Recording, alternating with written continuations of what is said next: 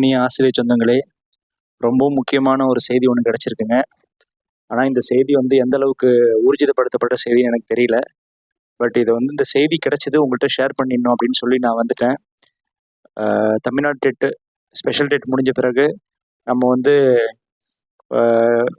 General category டீச்சர்ஸ்க்கு mark தளர்வு சம்மந்தமான case கோர்ட்டில் இருக்குது.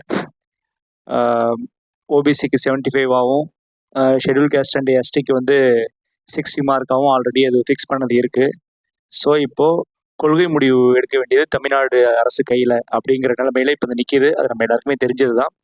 24ஆம் தேதி தமிழ்நாடு அரசு கொள்கை முடிவை கோர்ட்டுட்டு அறிவிக்கணும் இல்லையா? இப்போ பாருங்கள், அதில் சம்மந்தமாக ஒரு செய்தி தான் நமக்கு கிடச்சிருக்கு.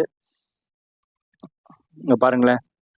ஆசிரியர்கள் தகுதி தேர்வில் பொதுப்பிரிவை சார்ந்தவர்களுக்கு மதிப்பெண் குறைத்திட கோரி தொடரப்பட்ட வழக்கில் நீதிமன்ற அறிவுறுத்தலின்படி தமிழக அரசு தேர்ச்சி மதிப்பெண்களை குறைக்க முடிவு செய்துள்ளதாக டிபிஐ வட்டார செய்திகள் தெரிவிக்கின்றன.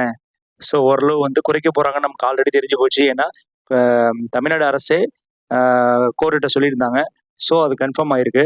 அடுத்தது பாருங்கள், மேற்கண்ட அளவில் தமிழ்நாடு ஆசிரியர் தகுதி தேர்வில் பல்வேறு பிரிவை சேர்ந்த ஆசிரியர்களுக்கு மதிப்பெண் குறைப்பு நிகழ்த்த மாநில அரசு கொள்கை முடிவு எடுத்துள்ளதாக சில தகவல்கள் தெரிவிக்கின்றனன்னு சொல்லியிருக்காங்க. அடுத்தது பாருங்க, இதுதான் முக்கியமானதுன்னு நினைக்கிறேன். உங்களுக்கு ஓசி பிரிவினருக்கு 75 மதிப்பெண்ணா குறைக்கப்படலாம். ஆல்ரெடி அது எத்தனை இருக்கு? 90 இருக்கு. அது 75 மதிப்பெண்ணாக குறைக்கப்படலாம் அப்படின்னு சொல்லப்படுதுங்க. இதுவே பிசி அண்ட் எம்பிசி பிரிவுக்கு 67 மதிப்பெண்ணாகும், 45%. எஸ்சி எஸ்டி பிஹெச்க்கு ஆல்ரெடி இருக்கிற 60 மதிப்பெண்ணை நீடிக்கும் அப்படிங்கிற மாதிரி ஒரு தகவல் கிடைக்குதுங்க. இது எந்த அளவுக்கு ஊர்ஜிதப்படுத்தப்பட்ட தகவல்னு எனக்கு தெரியாது. ஏன்னா அது ஆணையாக வரணும். தமிழ்நாடு அரசோட கொள்கை முடிவுன்றது தமிழ்நாடு அரசாங்கம் வெளியிடணும். அதுதான் நமக்கு இறுதியான முடிவாக இருக்கும். பட் இதை மாதிரி ஒரு முடிவு எடுக்கப்பட்டிருக்கிறதா இந்த செய்தி குறிப்பு தெரிவிக்குதுங்க. இந்த செய்தி நிச்சயமா நடக்கணும்னு நம்ம எல்லாரும் ப்ரே பண்ணிப்போம். இது நடந்துச்சுன்னா இப்போ ஓசிக்கு பாருங்க 75 மார்க். இப்போ ஆல்ரெடி 80 மார்க் 85 மார்க் வச்சிருந்தவங்க கூட ஒண்ணுமே பண்ண முடியாம இருப்பாங்க. இப்போ 75 குறையும் போது எவ்வளவு பெரிய விஷயம் பாருங்களேன்.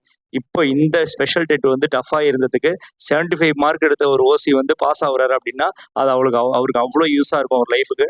அதே பிசி அண்ட் எம்பிசிக்கு பாருங்களேன், ஆல்ரெடி 75ன்றது இன்னொரு 8 மார்க்கு குறைச்சி அது 67 மாறுன்னு நினைக்கும் போது அது அவங்களுக்கு யூஸ்ஃபுல்லாக இருக்கும். So schedule caste and schedule tribe and பிஹெச்சிக்கு வர ஆல்ரெடி அவங்க 60 மார்க் முன்னாடியே ரிலாக்ஸேஷன் பண்ணிட்டாங்க. அது அப்படியே நீடிக்குது. அப்போ பார்க்கும்போதும் இங்கே அந்த சமூக நீதிக்கான அந்த வித்தியாசம்ன்றது இருக்க தான் செய்யுது. 75, 67, 60 அப்படிங்கிற அளவில். ஸோ இந்த விஷயம் நடக்குமா? இந்த விஷயம் இதை பற்றி பாருங்க. இந்த தகவலின் உண்மைத்தன்மை பாருங்க. இந்த தகவலின் உண்மைத்தன்மையை பொறுத்தவரை தமிழ்நாடு அரசு கல்வித்துறையானது அரசாணையாக வெளியிடும் பொழுதுதான் அது உண்மையான அரசாணையாக மாறும்.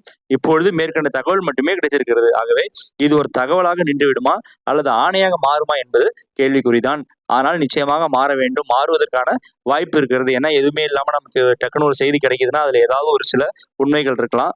ஸோ நமக்கு இதை மாதிரி ஒரு தகவல் கிடைச்சிருக்கு. ஸோ ஓசிக்கு 75 அண்ட் பிசி அண்ட் எம்பிசிக்கு 67 அண்ட் எஸ்சி எஸ்டி பிஹெச்சுக்கு 60 ஆல்ரெடி உள்ளது. ஸோ இப்படி நிர்ணயிக்கப்பட்டுக்கிறதா சொல்றாங்க. பார்க்கலாம். இந்த செய்தியை உங்களுக்கு தெரிவிக்கிறதுக்காக தான். தேங்க்யூ.